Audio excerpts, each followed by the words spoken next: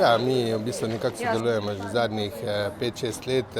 Pobuda je padla iz v bistvu občanov Laškega in pa občanov občine Novigrad. Glede na to, da so nekateri, ki izredno dolgo že nekako letujejo v tem lepem istrskem letoviškem kraju, smo v bistvu nekako tudi na neko njihovo pobudo se skupaj z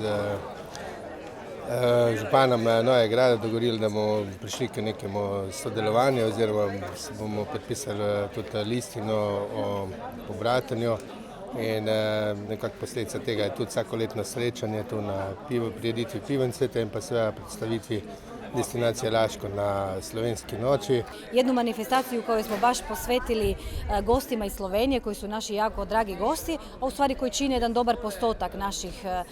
ukupnih broja gostiju, više od 35% su baš gosti iz Slovenije, naši najbrojniji gosti.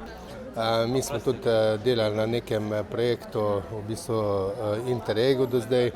Sicer na tistem samem nismo bili uspešni, tako da računamo, da bomo pa v budućnosti tudi delali na teh čezmejnih projektih in s tem tudi pridobili dodatna sredstva za razvoj tako občine Novigrad kot občine Laško. Pa u stvari je to jedna lijepa promocija Istre i Novigrada, Hrvaške kod nas, odnosno ovdje kod vas u Sloveniji, a u stvari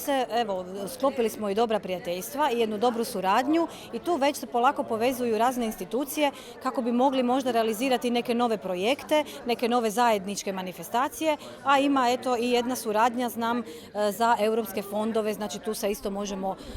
kroz tu suradnju pokušati dobiti veća sredstva i realizirati neke vrijedne projekte, vezano čak uz vatrogasce, znači gasilce, vezano uz manifestacije, uz kulturu, tako da vjerujem da u stvari možemo ostvariti jednu jako dobru suradnju za realizaciju novih projekata.